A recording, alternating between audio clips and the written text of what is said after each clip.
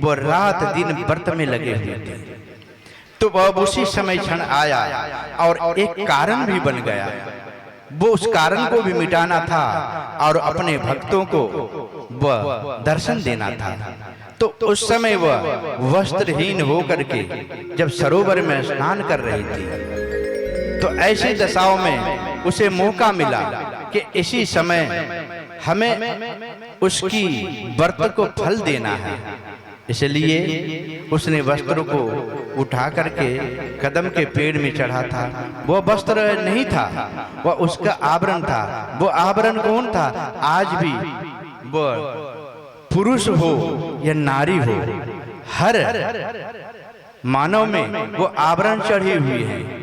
वह मोह माया की आवरण, जिसकी भगवान की जिस पे कृपा होते हैं, मोह माया के आवरण को हरण कर लेता है तो कृष्ण के दीवाने हो जाते हैं।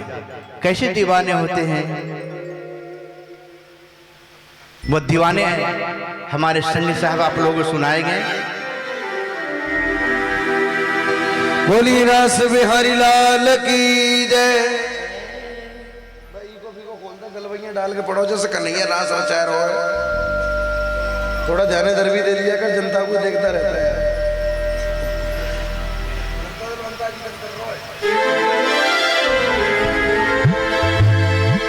ओ सुन बरसाने बारी गुलाम तेरो गिरधारी। एक बार जरा दोनों हाथ आगे और राधा रानी की।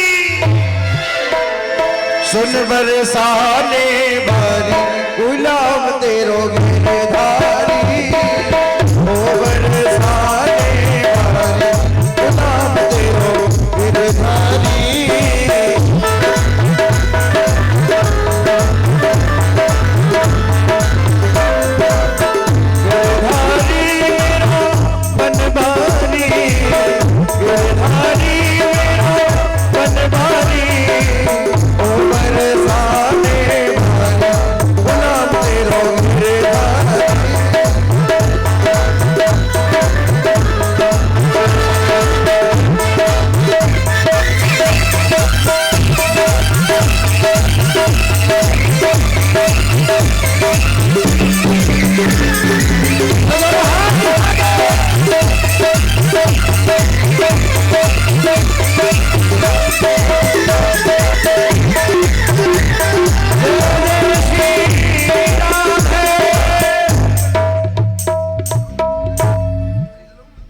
प्यारे भक्तों, तो इस प्रकार से वह हमारे कृष्ण कन्हैया अपने भक्तों का गुलाम बन जाते हैं। अपने भक्तों का भक्त के ही दास बन जाता है। वो भक्त ऐसा है, राव तू ही रंग तू ही साजन सरकार तू ही, राव तू ही रंग तू ही साजन सरकार तू ही, अद्भुत दरबार तू ही सुंदर जग मेला है। साह तू ही चोर तू ही सब में सिर मोर तू ही, आनंद भरमार तू ही दुख में झमेला है। सुन तू ही नयन तू ही प्रकट सकार तू ही, स्वामी सरदार तू ही गुरु चेला है। सुरेंद्र जीव ईश माया आनंद तू ही, है तो अकेला पर अनेक खेल खेला है। बोल कृष्ण कन्हैया लाल की, बोल सद्गुरुदेव भगवान की जय। प्यारे भक्तों, वो ऐसे परमात्मा है, वो नाना रूप धरते हैं, नाना लीला रखते हैं, नाना खेल करते हैं। तो ऐसे भक्तों को पाने के लिए आप लोग भी ऐसे गोपिकाएं बन जाएं, जो कृष्ण नाम है उसी का राम नाम है, उसी का शिव नाम है, उसी का आदि शक्ति, उसी परमात्मा को अनेक नाम है। हमारे किशोरी जी ने आप लोगों को समझा रहे थे कि सृष्टि लेने के लिए उसने 24 अवतार धारण किया।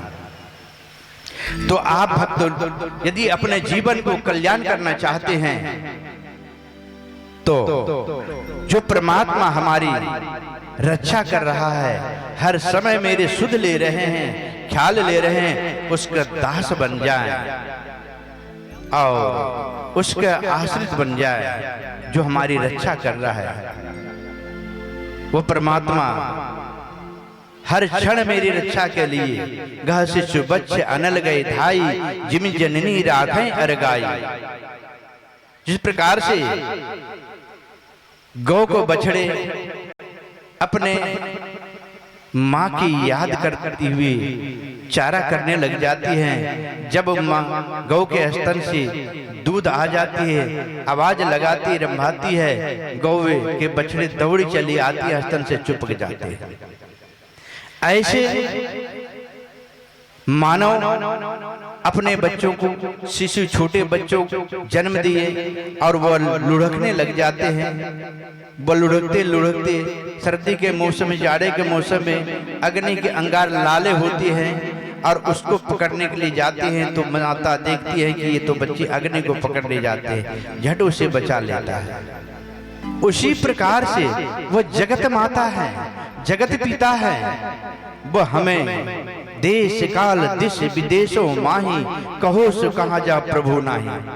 हर क्षण कहीं भी मैं जाता हूँ, आप लोग सुने होंगे, अरे बाल बाल बच के आए, वहां किसने मुझे बचाया था? कौन वहां पे मेरे परिवार के थे, रिश्ते, कोई भाई बंधु कौन था वहां पे? वहां पे वही परमपिता परमेश्वर ने मुझे रक्षा किया था। आप लोग कथा में सुने और सुनेंगे, जो कि उत्तरा के गर्भ में भगवान ने गर्भ में जाकर रक्षा कर रहे, वो उत्तरा को ही नहीं, हम लोगों को भी परमात्मा ने रक्षा किया था। जब हम लोग माँ के गर्भ में पल रहे थे, उस समय किसने मुझे रक्षा किया था? उस समय आज भी वह कन्हैया लाल कृष्ण माँ के गर्भ में रक्षा करते हैं। और जिसको रक्षा वह नहीं करते हैं, जिसको वह उस पे कृपा हट जाते हैं, आज भी गर्भ में ही वो बच्चे जीव नष्ट हो जाता है। और जिसको रक्षा किया वही इस पृथ्वी लोक में आया, और पृथ्वी लोक में आकर के वह कृपा के पात्र बनने के लिए उसे याद दिलाते हैं, हे मानव, तुझको मैंने गर्भ में भी रक्षा किए थे और आज भी तेरी मैं रक्षा कर रहा हूं। ऐसे परमात्मा को छोड़ के जो भूत पिशाच और अनेक प्रकार की जो भ्रांति को पूजन करते हैं, वो मानव को भगवान कहता है, यदि तूने मेरे से आशा तो छोड़ दिया तो औरों को आशा करते हैं, तो मैं ऐसे को कृपा नहीं करता हूं। ऐसे जीव ही 84 लाख योनि में जाकर के वह दुख भोगता है। छोटी सी शरीर में कोई पीड़ा हो जाता है प्यारे भक्तों, तो कितने दुख होता है। तो और योनियों में तो पशु पंछी योनि में तो कोई साधन नहीं है, यहाँ तो डॉक्टर के यहाँ वैद्यों के जाकर के वहां उपचार कर लोगे, और यहाँ पे इस मनुष्य शरीर से जो पाप करोगे, अपराध करोगे, तो सोचते होंगे कि परमात्मा देखता नहीं है। वो परमात्मा तो हजार आंखों के सहस्र अनंत अनंत नेत्रों से देख रहा है। वो तो क्या कर रहे हो? आज तो देख रहे हो उस परमात्मा का आधुनिक युग। अभी भी देखो मोबाइल की, सबके पास मोबाइल हैं। ये मोबाइल नहीं था, उससे पहले मैं कहता था कि भगवान ने ऐसे कैमरा लगा कर रखा है जो आपका सारे कारनामों को उसके कैमरा में फिट हो रहे हो। यहां से तुम बच जाओगे, पर उस परम पिता की अदालत में जाओगे तो वहां पे कैमरा खोल देगा और वो सारे कैमरा में तुम्हें दिखाएगा कि तुमने क्या क्या कर्म कर रहे थे, तुमने क्या क्या कर्म कर रहे थे। वो हम ऐसा कहते थे, वो आज साकार हो गया और आज भी कैमरा में लगे हुए हैं और जो कोई हरकतें करता है उस कैमरा में दिखाई पड़ जाता है, बाद में उसे दिखा देता है चोरों को तुमने ये सामान चोरी किया था, और उसको पुलिस के द्वारा पकड़े जाते हैं। तो आज के यहाँ पे चोरी पुलिस के द्वारा पकड़े जाते हैं, जेल में बंद हो जाता है। तो उसी प्रकार से उससे उस ईश्वर से छुप करके यदि तुम पाप करोगे तो तुम सोच रहे हो कि मैं बच जाऊंगा। प्यारे, उस अदालत पे ऐसे अग्नि कुंड में डाले जाओगे जो कि वहां अग्नि में जलते रहोगे पर जल भी नहीं पाओगे। उसके लिए सूक्ष्म शरीर मिलता है। तड़प तड़प करके उस यमदूत ने तुझे याद दिलाएगा कि तूने ऐसा ऐसा अपराध किया था, तूने ऐसा ऐसा अपराध किया था, तूने सोच रहा था कि कोई नहीं देख रहा है। अरे मैं तो तेरे हर समय तेरे साथ थे, आज तू सोच रहा था कि मैं नहीं देख रहा है, वो देख नहीं रहा है।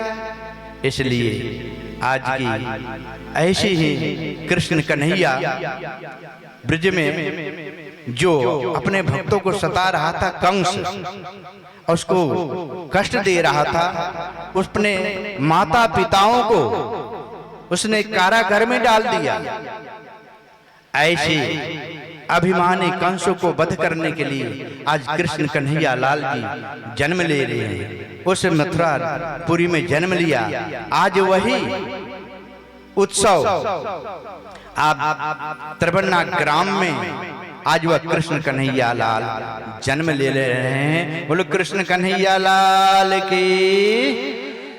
अरे जयकारे थे कम से कम कृष्ण कन्हैया जी का ऐसे ही लगाओ कि गोलोक तक आवाज पहुंच जाए, और नहीं तो चलो मथुरा नगरी तक तो आवाज पहुंच ही जाए। अरे मथुरा नगरी नहीं पहुंचे तो त्रिवर्णा ग्राम में तो जो सो रहे हैं उसे तो आवाज पहुंच ही जाए। बोलो कृष्ण कन्हैया लाल की। ये रहे, आशा नहीं है कि आपका आवाज मैंने गोलोक धाम तक पहुंचा दिए। मैं गवाह हूं, वहां पे जाओगे तो मैं गवाह बनूंगा कि हमारे त्रिवर्णा ग्राम में उस पंडाल में भक्त लोगों ने आपका नाम को उच्चारण किया था। तो मैं गवाह हूं आप लोगों के कि आप लोगों ने जयकारा लगाए थे। तो वहां तक पहुंचेगा। मैंने मथुरापुरी में जाकर के कृष्ण जन्मभूमि पे कृष्ण से कहूंगा कि हमारे त्रिवर्णा ग्राम में भक्त लोगों ने आपका नाम के जयकारे लगाया था, आपने उन पे कृपा करो। प्यारे भक्तों, कृपा में यही मैं कहूंगा कि आप लोगों के बुद्धि में जो कुबुद्धि बैठे होंगे, कंस के जैसी अहंकारी, पुतना के जैसी कपट छल, उसको नष्ट कर देना। मैंने यही प्रार्थना करूंगा। इसलिए आप भक्त लोगों ने बहुत प्यारे हो, हमारी किशोरी जी ने आप लोगों पे बहुत कृपा कर रही है और बहुत प्रयास करते हैं आप लोगों को बुद्धि में सद्बुद्धि बैठे और कृष्ण की परम भक्त बन करके। उस परम पिता ईश्वर एक है, किसी भी नाम को ले लो। भगवान ये नहीं कहता कि तुम मेरे ये कि इसी नाम को लो, किसी भी एक नाम को लोगे वह मेरा ही नाम है, जिसको मैं शिवोहम नाम से पुकारता हूँ। शिवोहम के मतलब यही है जो हर जीव प्राणी में जो आत्मा रूप से विराजमान है, जो वह है, वह कौन है? व्यापक है, सब में है, असब में होकर के मुझ में भी है, तुझ में भी है, घट घट में है। वही परमात्मा शिव है, वही राम है, वही कृष्ण है, वही अनंत नामों से जाने जाते हैं। इसलिए वही निराकार साकार स्वरूप से आज बाल रूप में बाल रूप भगवान होता है। उसे किसका मन में कोई विकार नहीं है। जहां भी बाल रूप है उसे भगवान ही समझना। और यदि भाव बसल भगवान सुख करुणा निधान, भजिए रघुपति सीताराम। बोलो कृष्ण कन्हैया लाल की जय हो। इसलिए आज की वाणी में यहाँ मैं विराम दूंगा। अभी भी मैं कृष्ण जी के झांकी आप लोग दर्शन करेंगे। किशोर जी आपको वह संवाद आपको बड़ी ही स्वर से भाव से सुनाते हैं। इसलिए मैं यहाँ वाणी विराम देता है अपने वाणी को, और आप लोग मेरे साथ उस परम पिता का याद करेंगे, नाम उच्चारण करेंगे। शिवो हम शिवोऽहम् शिवोऽहम् शिवोऽहम्।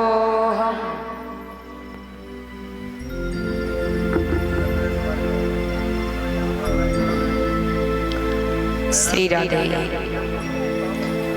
बांके बिहारी लाल की जय। रामचंद्र भगवान की। समय को देखते हुए राम कथा को यहीं पर विराम देंगे और एक बार जोर से जयकारा लगाएंगे रामचंद्र भगवान का। रामचंद्र भगवान की। और आइए चंद्रवंश की पावन कथा का शुभारंभ करें। श्री सुखदेव जी कहते हैं, राजन परीक्षित, चंद्रवंश में बड़े बड़े प्रतापी राजा हुए। मथुरा के राजा थे जिनका नाम था उग्रसेन। पत्नी का नाम था पवन रेखा।